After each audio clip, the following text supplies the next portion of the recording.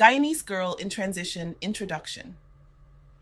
For a short time after I got divorced, I couldn't remember the date I got married.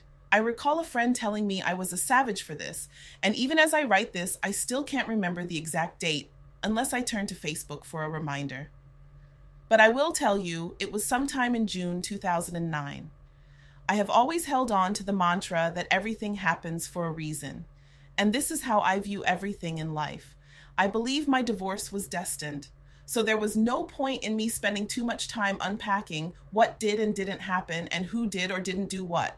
Shit happened between us. It was not what was best for me, mentally and physically, and I moved on with my life. I did have a short grieving period because I'm human, but I didn't spend a ton of time crying over spilt milk.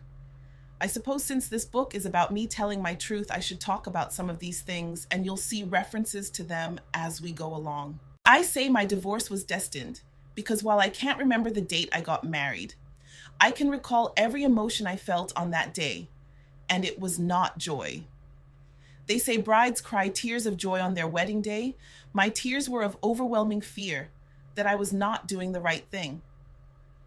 I remember walking down the aisle and thinking there is so much I learned in the past few months about my soon-to-be husband that I didn't like, and I wasn't sure I wanted to live my life with him. If you are from a Caribbean household, you know canceling the wedding at the altar is a no-go. So I thought about my unborn child resting peacefully in my stomach and the fact that he would get to grow up with a father in the home, something I never had. I thought about all the embarrassment I would cause my family if I ran, and I thought about the disappointment I would be to my mother for not being the one to break the cycle in our family of unwed mothers who raise children on their own. I did a lot of thinking in that short walk from the entrance to the church to the altar. And in that short walk, I decided what my life would be. I chose the life I ultimately lived. I don't live with regret that I chose it. I've accepted it for what it is, a destiny I had to fulfill. 5 years after the walk to the altar, I was 30 years old and sleeping on an airbed in my best friend's living room. Some nights, she would give up her bed to allow me to sleep with my son, Elon. I never slept. I would stay up all night holding him close, vowing I would protect him from the evils of the world. The biggest threat to us at that time was my husband, who had beat the crap out of my face and left me in such shock.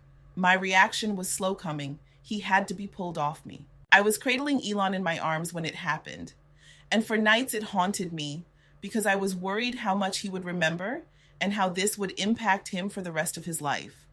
Shame overpowered my anger that not only had this happened, but that my son bore witness to all of this. To me, my life as I knew it in a small community where everyone knows everyone and news travels was over. It wouldn't be long before someone I worked with whose car I bumped in the garage would be telling people at work that she was aware I had problems.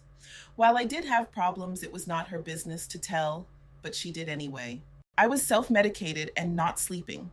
The next few months, I would move through life like a zombie, performing basic functions, but I was not really there. I was a shell of my former self, doing what I was supposed to do, but I felt I was failing miserably at it because I was hurt, angry, depressed, and had completely signed God out of all my efforts.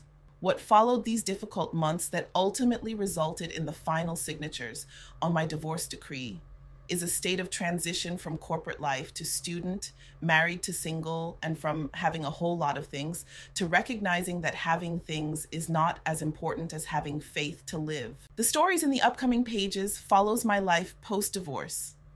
I saw the new life of being a divorcee as an opportunity to do things differently, make wiser choices, meet my challenges head on, be a great mom, and live a life that is fulfilling, happy, and healthy.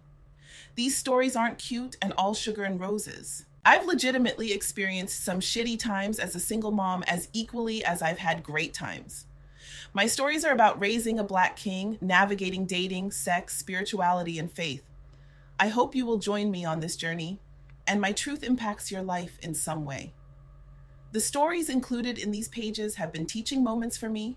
Some of them are awkward, embarrassing, frustrating, and disappointing experiences I've lived through. whatever point in your life you may find yourself in. My hope is that you'll learn something from my experiences, and may they cause you to think, laugh, smile, dance, cry, and feel something, good or bad.